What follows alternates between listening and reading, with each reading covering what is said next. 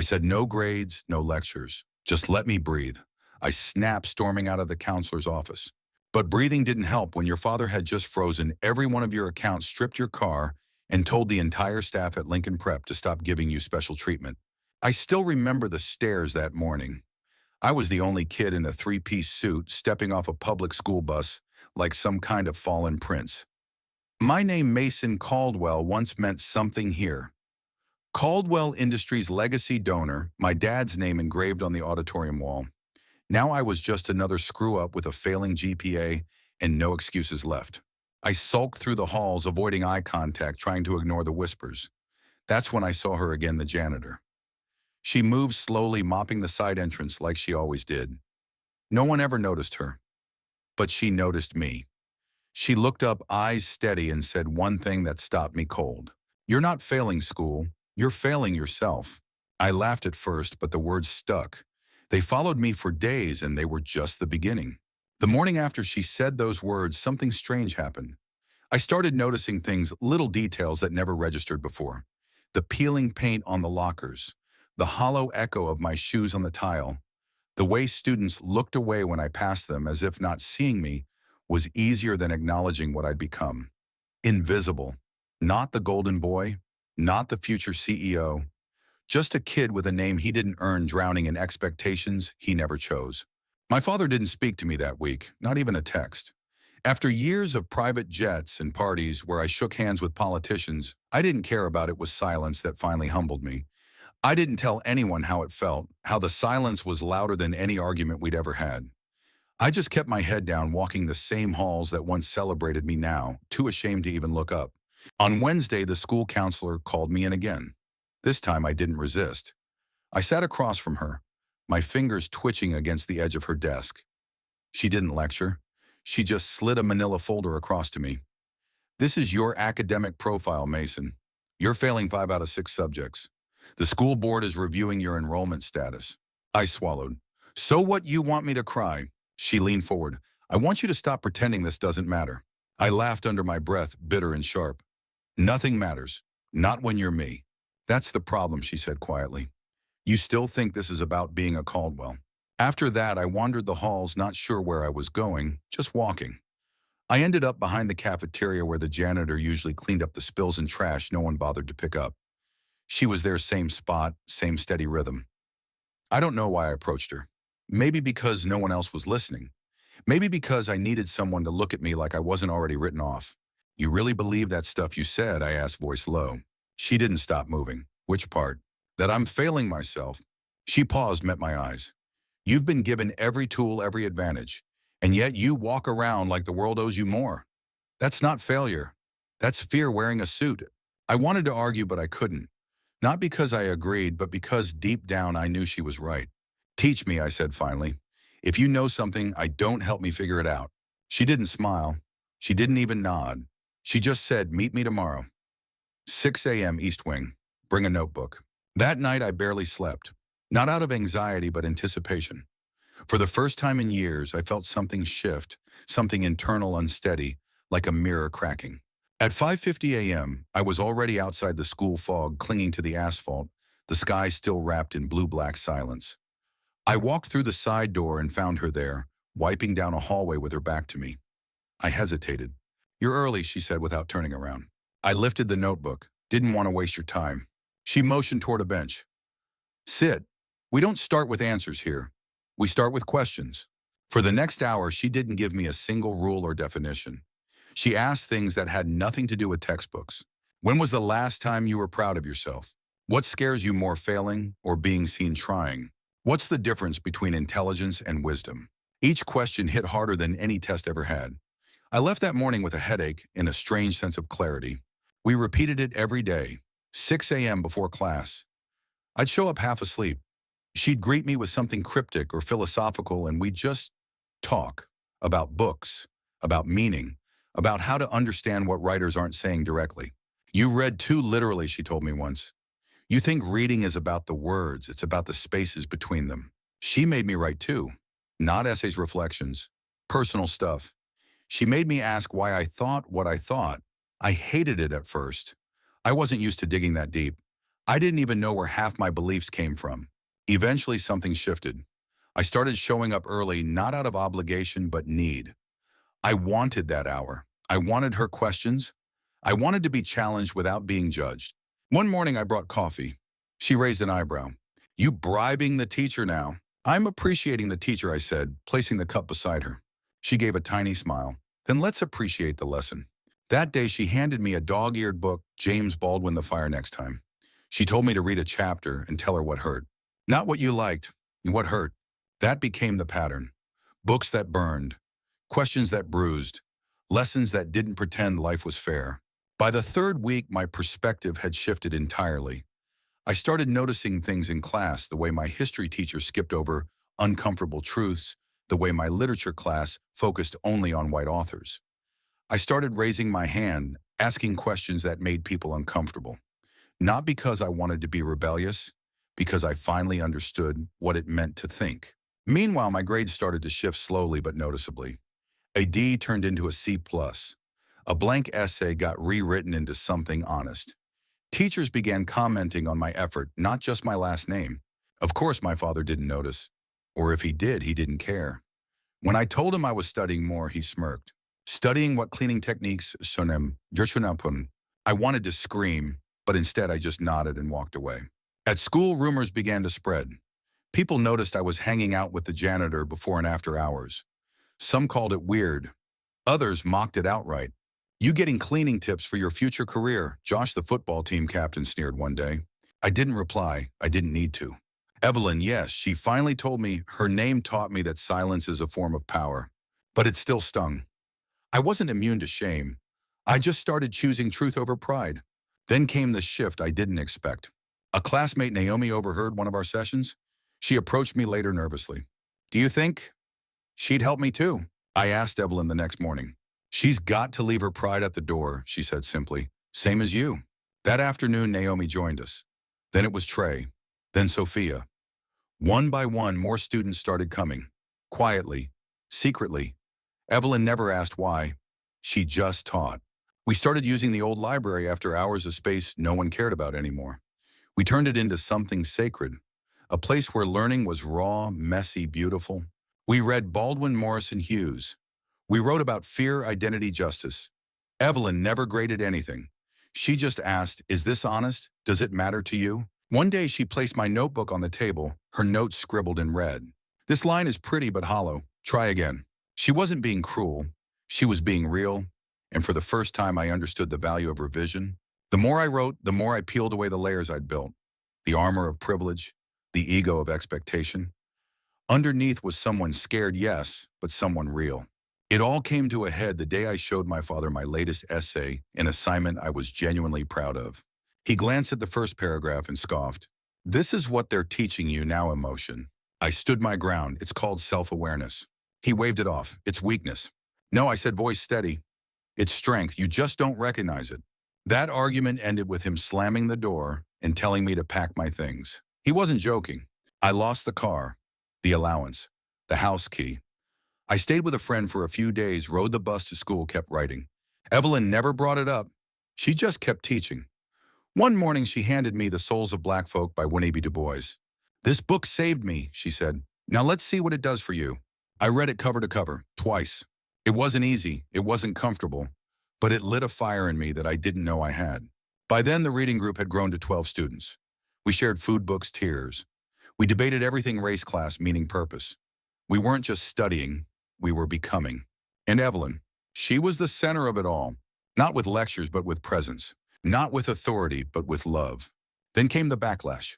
One afternoon, she was called into the office. The assistant principal told her there were complaints. Parents didn't like their kids learning from the janitor.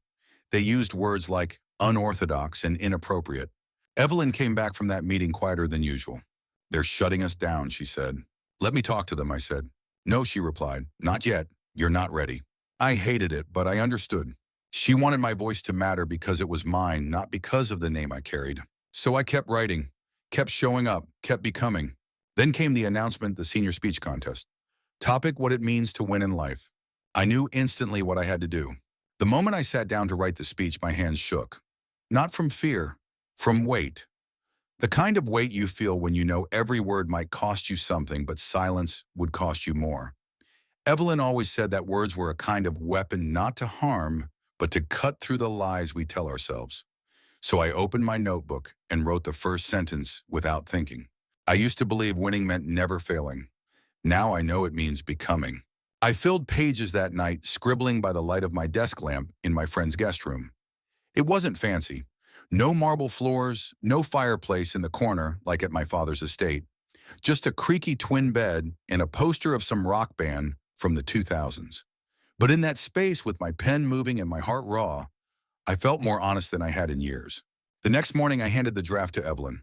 She read it in silence, nodding once then twice. Then she circled one line with her pen. This part, she said, this is where you stopped writing for approval and started writing for truth.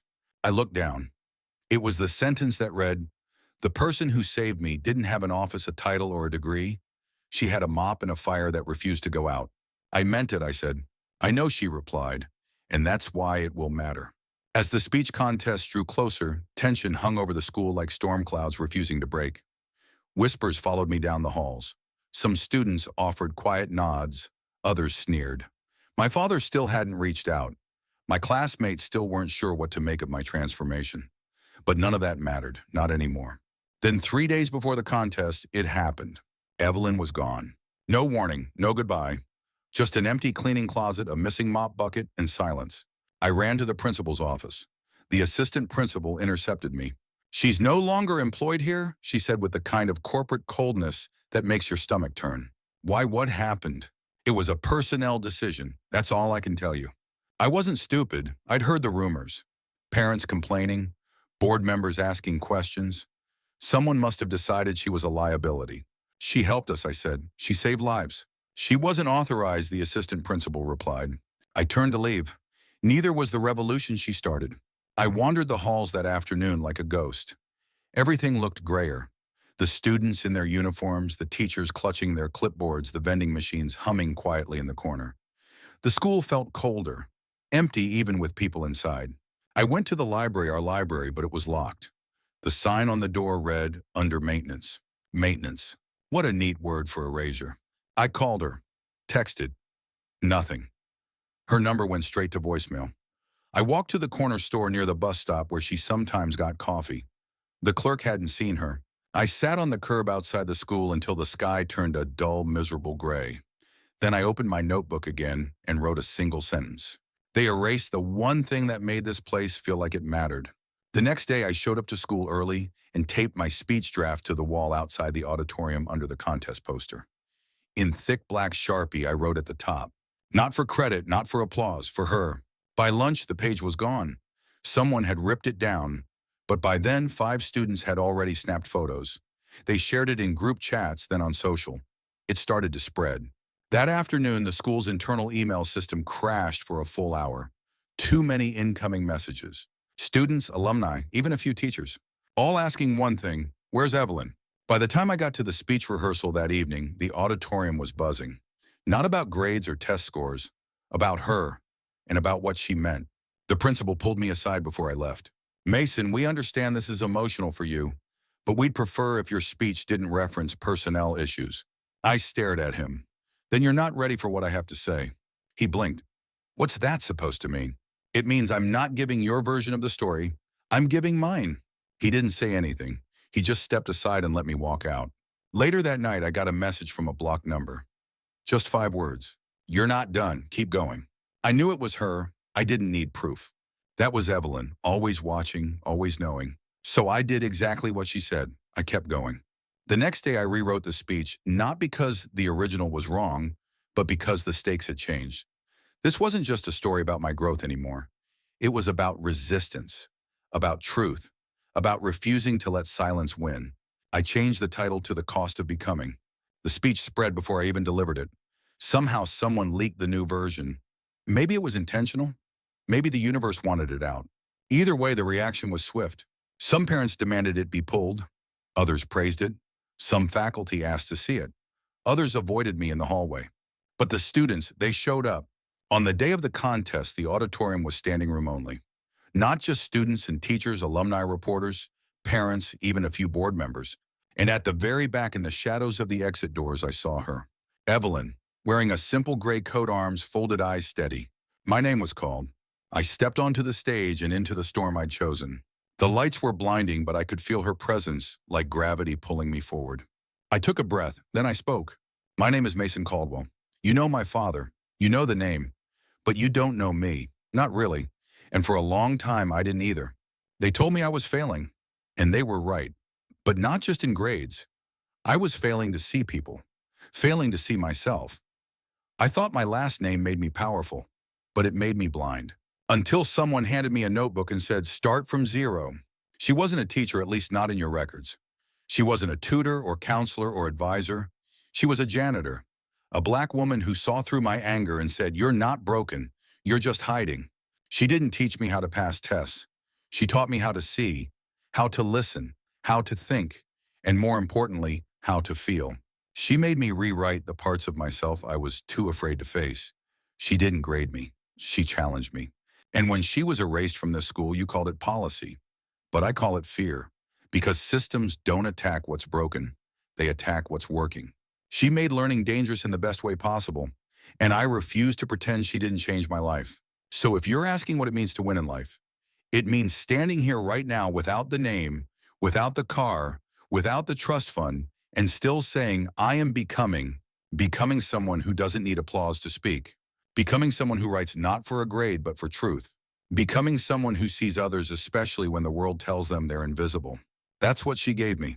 And it's my job now to give it back. I ended the speech and stepped back. Silence. Then a single clap. Then another. Then the whole room stood. But I wasn't watching them. I was looking at her. And she was crying. After the standing ovation faded, I stepped off the stage feeling like I'd just walked out of a burning building. Not because I was scorched, but because I'd finally set fire to everything I used to hide behind. The applause didn't matter, not really. What mattered was that I said what needed to be said, that I stopped protecting a system that never protected people like Evelyn, or students like me who didn't fit the mold. Backstage, I collapsed into a chair and stared at the floor, still catching my breath. I didn't expect anyone to speak to me. I didn't want congratulations or comfort, but then I felt a hand on my shoulder. She would have been proud, the school counselor said quietly. She is proud, I replied. When I looked up, Evelyn was gone. She'd slipped out as quietly as she came in. That was her way. No spotlight, no fanfare, just impact. That weekend, something shifted in me permanently. I couldn't go back to who I was before. I didn't even know that kid anymore. The one who cared more about image than integrity. The one who thought pain was a weakness instead of a teacher. I started noticing the invisible. The girl who always sat alone in the lunchroom. The boy who kept his hoodie up and his head down in every class. The teacher who gave brilliant lectures but whose car was older than my sneakers. I saw them, really saw them, because Evelyn had taught me how. And once you see, you can't unsee. One morning I stayed after literature class and asked the teacher, Ms. Holloway, why the curriculum didn't include more voices like Baldwin or Morrison. She looked at me like no student had ever dared to ask that. It's complicated, she said. Why? Because the board doesn't always approve materials outside the district guidelines. But the district guidelines are outdated. She blinked, unsure how to respond. I wasn't attacking her. I was asking her to see it too. Later that week, she slipped a small note into my locker. Come by after class. I have a copy of Beloved I think you'd appreciate. We started a quiet dialogue. She recommended books. I asked questions. And in return, she began asking the class harder things. What does silence mean in literature? Who gets to tell stories, Turman? What do we choose to forget and why? Some students hated it, others leaned in. But something had shifted, not because of a mandate, because of momentum. And it didn't stop there. The group Evelyn had built, our reading circle, started meeting again. Not in the old library, that was still under maintenance, but in the basement of a local church thanks to Trey's uncle, who was a pastor. We called it the underground, partly as a joke, but mostly because it felt like resistance. Not in the violent sense, but in the revolutionary one. Every Friday after school, we'd gather 10, sometimes 20 of us. We brought food books, notebooks, questions. We sat in a circle. No hierarchy, no teacher at the front. Just ideas. We read The Bluest Eye, the autobiography of Malcolm X, Pedagogy of the Oppressed. Heavy books, uncomfortable books, beautiful books. And we didn't just discuss the text. We discussed what it did to us. How did it make you feel? Why did that chapter hurt? Who are you in this story? Those were Evelyn's questions. We still use them. We printed quotes on index cards and pinned them to the walls. We are the ones we've been waiting for. June Jordan. You think your pain and your heartbreak are unprecedented in the history of the world, but then you read James Baldwin. It was messy, it was raw, it was real. And I started writing differently too. Less about what I thought others wanted to hear, more about what I couldn't not say. One essay turned into a poem, then a letter, then a manifesto of sorts.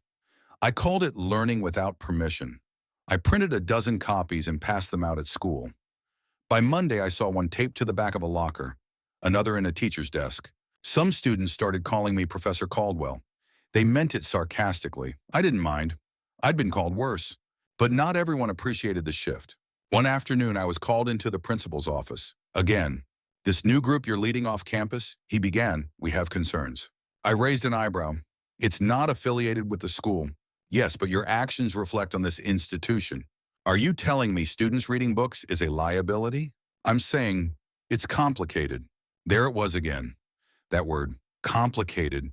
The adult way of saying I know it's wrong, but I won't risk my position to make it right. Before I left, he added, your father called. Of course he did. He's concerned about your direction. I'm not. He sighed. Mason, don't you want to succeed? I looked him in the eye. I want to matter. I walked out without another word. When I got home that night, to the friend's house I was still staying at, I found an envelope taped to the door. No return address, just my name. Inside was a worn paperback copy of The Souls of Black Folk, the same one Evelyn had once handed me. This time, though, there was a new note inside. You've started your becoming, now finish it. It wasn't signed. It didn't need to be. The next day, I went back to the old library during lunch. The door was still locked, but I didn't care. I sat outside it with my notebook and began to write. Not an essay, not a speech. A plan, a blueprint for something bigger. A space where students could learn without shame, where questions weren't punished, where truth wasn't filtered through the lens of what was safe to say. That afternoon, I met with Naomi and Trey and Sophia. I told them about the plan. I want to start something, I said. For real, not just a circle, a center. They looked at me like I'd grown a second head. A center, yeah. A place where people like us can learn how we learned. Through truth, through story, through seeing. Sophia leaned forward. What would we call it? I didn't hesitate. The Evelyn Institute. No one argued. That night we started working. A GoFundMe, a website, a mission statement. I used every skill Evelyn ever taught me, not just writing but thinking. Vision, integrity. We pitched the idea to anyone who'd listen. Former teachers, local activists, even my friend's mom, who was a grant writer. She helped us draft our first funding proposal. Within a month, we had $2,000. Within 2, we had a donated space, a rundown community center on the edge of the city. We scrubbed floors, painted walls, built shelves out of old crates. We called in favors, printed flyers, passed them out at libraries and bus stops. We held our first workshop on a rainy Saturday in February. Only 6 kids showed up, but it was the start of something real. We didn't teach curriculum. We taught voice. We didn't assign essays, we asked for stories. And it worked. Kids who hated school started showing up early. Teenagers who never spoke in class started leading discussions. One 12-year-old girl, Kira, wrote a poem about being invisible in her own home. When she read it aloud, the room went silent. Then everyone clapped, not because it was polished, but because it was brave. Evelyn came to the 3rd session. She didn't speak at first, just sat in the back and watched. Afterwards, she pulled me aside. This isn't a program, she said. It's a movement. I nodded. It started with you. No, she said, eyes shining. It started when you decided to see. And that's when it hit me. Change isn't a speech or a protest or even a book club. Change is when enough people decide that pretending is no longer acceptable. That's what Evelyn taught us. And that's what we were finally ready to teach others. 3 months into launching the Evelyn Institute, we were already doing things no one thought possible. We hosted nightly writing circles, weekend book discussions, even invited guest speakers, local poets, activists, educators who once thought their voices weren't welcome in traditional classrooms. Word started to spread, not just in our neighborhood, but citywide. One Thursday evening, just before the session started, I noticed a woman I didn't recognize standing outside the front doors. She wore a sharp blazer, clutched a leather-bound folder, and looked like she didn't belong on this block, at least not with that kind of posture. "You Mason Caldwell?" she asked, stepping forward with a calm confidence. I nodded cautiously. "I'm Dana Wilson. I run the Equity and Innovation Division at Georgia State University." I froze. I wasn't sure what that meant. A warning, a lawsuit. "We've been hearing a lot about what you're building here," she continued, "and we'd like to learn more." I exhaled, only then realizing I hadn't been breathing. She attended the entire session that night, sat in the back, notebook in hand, not a single word spoken. She watched as Kira read a spoken word piece that made half the room tear up. She listened while Trey led a debate about systemic injustice in modern curriculum. She took notes as Evelyn, back in her element, challenged every student with the kind of passion no classroom had dared to house. Afterwards, she waited until the last kid had left before speaking to us. "What you've created here," she said slowly, "is exactly what higher education has been failing to do for decades. This isn't just tutoring, it's reimagining education." I glanced at Evelyn. She offered a quiet nod. Dana continued, "We're interested in partnering with you. Funding, curriculum collaboration, even credit recognition for students who go through your workshops." I was stunned. It felt surreal. This place, built out of nothing but old furniture and secondhand books, was being recognized by a university. But I knew better than to leap without asking. "What's the catch?" I asked. She smiled. "No catch. Just a request: don't water this down. Don't turn it into another box-checking program. Keep it messy. Keep it honest. That's what makes it powerful." We shook hands. That partnership changed everything. Suddenly we had resources. Real ones. Access to printing facilities, small stipends for our mentors, guest lectures hosted on real campuses. Students from underfunded schools began traveling from across the city just to attend a single session. And it wasn't just kids. Parents started showing up. Adults who never finished high school. Retirees who wanted to understand their grandkids' world. The Evelyn Institute became a sanctuary, not for grades or degrees, but for growth. One Saturday morning, a father and daughter arrived together. He was in his 40s, heavyset, clearly nervous. She was maybe 14, all fire and eye rolls. "She doesn't listen to me," he said, pushing her gently forward. "She never hears me," she shot back, arms crossed. Evelyn invited them both to stay for a writing circle. One prompt, 15 minutes. Write about a time you felt invisible. They both wrote, in silence, then read their pieces aloud. And for the first time in what they both admitted was too damn long, they looked at each other differently. Later that day, the father approached me. "I thought I came here for her," he said. "Turns out I needed this just as much." That was the kind of magic we were creating. Not curriculum, connection. Meanwhile, my own relationship with my father remained distant. After the speech, after the public blow-up, we hadn't spoken. Not a word. He hadn't responded to my messages. I figured he'd moved on, written me off as a phase he could wait out. Then one evening, as I locked up the center, I saw his car parked across the street.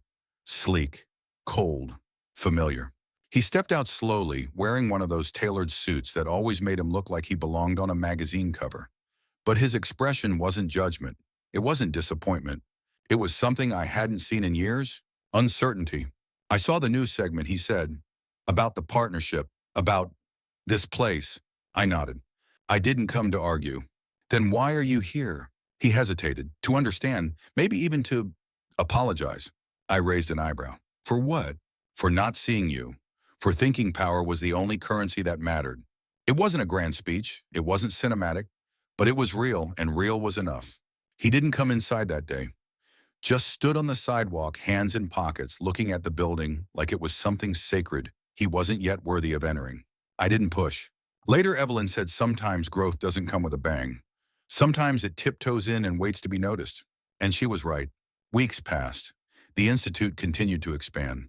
We added mentorship programs, creative writing publications, even a podcast hosted by the students. Each episode opened with the same phrase: learning is transformation. Then one day we got a letter. Not an email, a real letter, stamped, embossed. It was from the National Endowment for Education and Social Change. We'd been selected as recipients of a $50,000 grant for innovative community-based education initiatives. I read the letter twice, then again, just to make sure I hadn't misread. When I handed it to Evelyn, she didn't smile immediately. She just sat down, folded the paper carefully, and whispered, "It's happening." And it was. A few weeks later, we hosted our first citywide summit, The Power of Being Seen. We rented a hall, brought in students, teachers, policymakers. had breakout sessions on equity, trauma-informed learning, narrative justice. Evelyn gave the keynote. She walked on stage not in a uniform, not with a mop, but in a bold blue blazer, her silver-streaked hair glowing under the stage lights. When she spoke, the room fell still. You can teach a child to memorize facts, but if they don't know how to process pain, you haven't taught them anything. She told her story about the university scandal, the exile, the quiet years. But she also told our story about redemption, about purpose, about finding meaning in forgotten places. When she finished, the entire room stood. Some cried, all clapped. Later that night, we sat on the center's front steps, watching the streetlights flicker on one by one. You ever think we'd get here? I asked. No, she said honestly, but I hoped. I nodded. Hope's a dangerous thing. It's also the only thing stronger than fear. I looked over at her. We're not done, are we? She chuckled. We've barely started. That night I wrote again. Not in a notebook this time, but in a journal I hadn't touched in months. I wrote about fire, about mirrors, about how sometimes the best thing that ever happens to you is losing everything you thought made you valuable. Because when it's all stripped away, money, name, reputation, all that's left is truth. And if you can stand in that unflinching, then maybe you've finally become someone. By the time summer crept into the city, the Evelyn Institute wasn't just a place, it was a presence. It existed in conversations on school boards, in the margins of newspapers, in the whispers of students who'd once been written off. What began as a response to one woman's quiet brilliance had evolved into a living, breathing engine of change, and somehow I had become part of it. I never called myself a leader, not out of humility, but because the word never sat right. Evelyn used to say leaders walk in front of people, but change makers, they walk beside them. I was learning how to walk beside. That summer, I took on more than I ever had. I co-led workshops, helped build new partnerships, mentored the younger students, and began shaping a program specifically for middle schoolers, those caught in the tension between childhood and survival. They were often the most overlooked, the most vulnerable, and the ones with the loudest, most untapped stories. One boy in that group, Marcus, reminded me of myself, only louder, sharper, more wounded. He challenged everything, refused to sit still, and wore his anger like armor. One day after he stormed out of a session, I found him sitting on the curb outside, arms crossed, eyes darting like he was trying not to cry. "You done with me too," he muttered without looking up. I sat beside him, letting the silence fill the space before replying. "Depends. On what? On whether you're done with you." He didn't say anything, but he didn't walk away either. That became our rhythm. Resistance followed by reflection, rage softened by writing. I gave him a prompt Evelyn once gave me: write a letter to the version of yourself who still believes no one cares. He wrote 5 pages, all in capital letters, messy, raw, beautiful. That summer, Marcus became a regular, then a helper, then a quiet leader. By fall, he was mentoring new kids. I watched it happen with dozens of students, the same arc, the same light. But it wasn't just them, I was changing too. My writing shifted. It became less about my own pain and more about translation, how to take what I'd learned and give it form others could enter. Evelyn noticed. One day after reading a short story I'd submitted to an education journal, she said, "You're writing like someone who doesn't just want to be heard. You're writing like someone who wants to carry others with him." That line stayed with me. So did her next one. "That's what a teacher is." I blinked. "You think I'm a teacher? I think you're becoming one." I had never considered it seriously, not until then. Sure, I'd helped run the Institute. I'd mentored. But to claim the title, to step into the identity, it felt audacious. Evelyn could see the hesitation. "You don't need permission," she said. "You've already begun." That night, I stayed late at the center. After everyone left, I sat alone in the main room, the mismatched chairs, the donated whiteboards, the books stacked high on windowsills. I closed my eyes and pictured my younger self, cocky, shallow, scared. He wouldn't recognize me now, and that was a good thing. I opened my laptop and began drafting a college application, not to business school or law school like my father once wanted, but to a small liberal arts university with a social justice and education focus. I wrote the essay in one sitting. It wasn't about what I'd overcome. It was about who helped me uncover what I already had. 2 weeks later, I got the acceptance. I showed Evelyn the letter. She didn't cry. She just hugged me. "You're exactly where you're meant to be," she said. As I prepared to start classes in the fall, we made a decision together. The Evelyn Institute would continue under a rotating leadership model. Every year, former students turned mentors would co-lead programs while I studied. I'd still contribute remotely during breaks, but it would no longer depend on me. That was the point all along. Sustainability through shared ownership. On my last night before leaving for college, we held a closing circle at the Institute. Everyone shared one sentence. What I've learned here. The answers broke us. I learned I'm not too broken to matter. I learned my voice is louder than the silence I grew up in. I learned I'm not just smart, I'm powerful.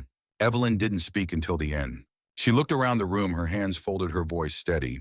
I learned that sometimes the deepest seeds are planted in silence.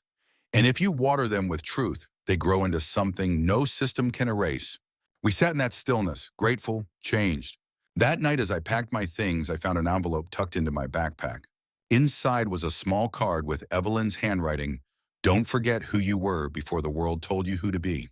Underneath it, a photo of our first group crammed together in the old library, smiling like we knew we were part of something. I carried that photo with me to college. I also carried the work. Within my first month, I started a campus version of the Institute, smaller, humbler, but alive. We met weekly, read, wrote, shared. I brought Evelyn in via Zoom once. The students were mesmerized. "You make thinking feel like breathing," one of them told her. Evelyn smiled. "That's because it is." I didn't party much that year, didn't chase popularity or perfection. I studied, I listened, I mentored, I wrote. And slowly professors began to notice. By spring, I was offered a position as a peer educator in the university's Equity and Learning Department. The work continued, but something even more surprising happened that summer. I received a call from a number I didn't recognize. Mason, a deep voice asked, "Yes, this is Charles Caldwell, your father." I froze. "I've been reading about you," he continued. "What you're building, who you're becoming." Silence. "I'd like to contribute. To support the Institute." I didn't respond right away. He added, "Not with conditions, not to control it, just to honor it." I exhaled, carefully, slowly. "Why now?" I asked. He hesitated. "Because I finally see you." The conversation was short, stilted, but for the first time it felt like a beginning, not a battle. Later I told Evelyn. She nodded. Sometimes it takes the world a while to catch up to the truth. The donation came in quietly, anonymously, but I knew. And so the Institute expanded new programs, new staff, even a satellite center in a neighboring city. I returned every break. I kept teaching, kept learning. Because Evelyn was right. Teaching isn't a job, it's a becoming. It's the daily choice to show up, not with answers, but with presence. And I was ready. Not to be perfect, but to be real. To walk beside, to hold space, to say again and again to every kid who sat across from me, "You are not too far gone." And to believe it because someone once believed it about me. It was 5 years later when I took the stage again.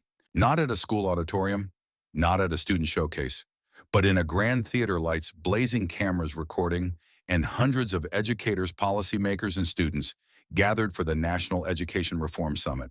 I had been nominated for an award, Innovator in Transformative Education. It sounded prestigious, but to me it was just another mile marker on a journey that had always been about people, not titles. As I stood backstage waiting for my name to be called, I thought about how far we'd come. The Evelyn Institute now had 3 locations across the state. We served over 2,000 students annually. We launched a publishing imprint, hosted statewide youth conferences, and developed a mentorship pipeline that connected high schoolers with community advocates and college students. But the numbers weren't what mattered. What mattered was the handwritten note from a student named Tiara. "I used to think my story was trash. Now I know it's treasure." What mattered was the mural on the Institute's original wall, painted by former students, featuring quotes from writers who saved our lives, and at the center, a portrait of Evelyn, mop in hand, eyes fierce and full of fire. What mattered was that the system hadn't swallowed us. It had been forced to make room. My name echoed through the auditorium, Mason Caldwell. I stepped into the spotlight not with trembling fear, but grounded truth. The applause faded. I adjusted the mic and began. When I was 17, I thought I was untouchable.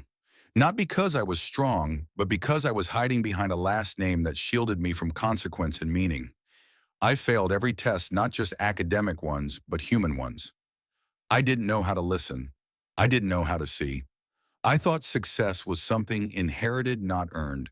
That changed the day someone, without a title, without a classroom, looked me in the eye and said, "You're not failing school, you're failing yourself." She didn't just teach me how to read between the lines of a text, she taught me how to read between the lines of life. She asked questions no teacher ever had. "Why do you believe that Suriname. What are you afraid to admit? What would it look like if you stopped pretending, Hun, Asiri? And over time, those questions unraveled me. They burned away the armor I wore and helped me build something better. Not image, not performance, but identity. She taught me that learning isn't memorization, it's transformation. That education isn't a system, it's a human act. That woman, Evelyn Wallace, changed my life with nothing more than presence and purpose. And when the system tried to silence her, I learned my most important lesson. Real power doesn't come from being seen. It comes from seeing others. I paused, letting the quiet settle. I accepted this invitation not to be celebrated, but to say one thing. We cannot afford to keep measuring intelligence by compliance. We cannot afford to keep erasing brilliance just because it doesn't come in the form we've been taught to recognize. We need spaces where pain is not a problem to fix, but a story to understand. We need classrooms that ask not just, what do you know, but who are you becoming? And we need to invest not in more tests, but in more people like Evelyn. I ended with the words she once wrote in the margin of my very first essay. You don't have to know everything to matter. You just have to mean what you say. The crowd rose to its feet. As I stepped off the stage, I spotted her, Evelyn, seated in the third row. She wore a bright yellow scarf, eyes shining, hands folded over a notebook. She didn't clap louder than anyone else. She didn't need to.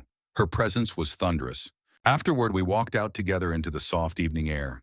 Reporters circled, flashing cameras, shouting questions. We ignored them. I almost didn't come, she said. Why? Because you didn't need me on that stage. I smiled. That's exactly why I wanted you there. She chuckled, still good with words. I turned serious. I wouldn't be standing here without you. You'd be standing, she said. It just might have taken you longer to remember how. We walked for a while without speaking.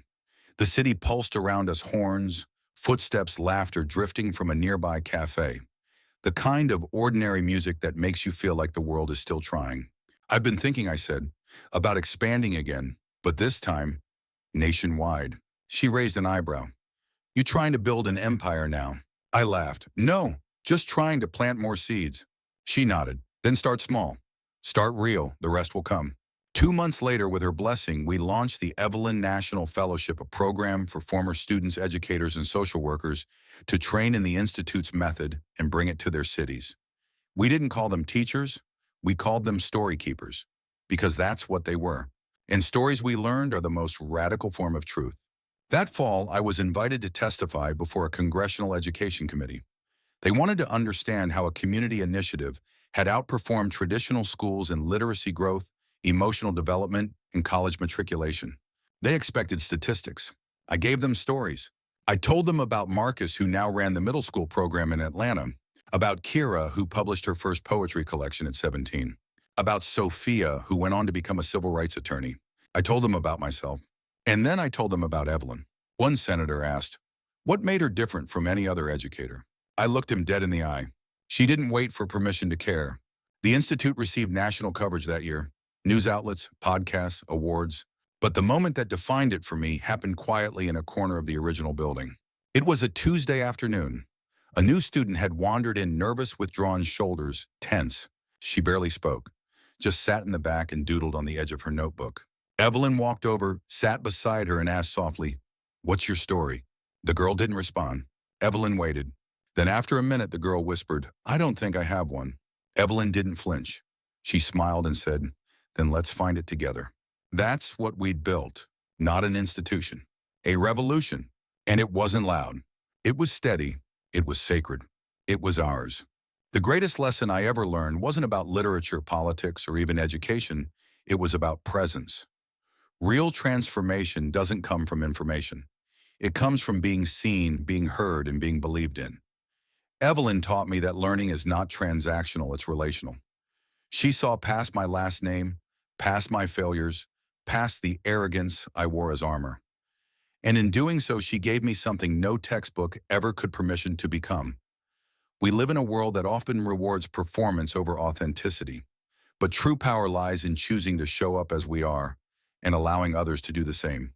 Whether you're a student, a teacher, a parent, or just someone figuring things out, remember this. You don't need a title to change lives. You just need the courage to care. Because the world doesn't need more perfection, it needs more truth. More eyes willing to see, more hands willing to hold, more voices willing to speak, not just for themselves, but for the ones still too afraid to try. If you've ever felt overlooked, misunderstood, or told you don't belong, you're not alone. And more importantly, you're not broken. Your story matters. Find someone who sees you, or better yet, become that someone for someone else. Start a journal. Share your experiences. Ask better questions. Listen deeper. If you're in school, create a space where others feel safe to be real. If you're in adult, support programs that center voices on the margins. You don't need funding or fame to make a difference. You just need to be consistent, curious, and kind. The Evelyn Institute was born from a conversation in a hallway. Imagine what you could start with: just a notebook, a question, and the willingness to truly see someone. The revolution starts small, but it starts with you.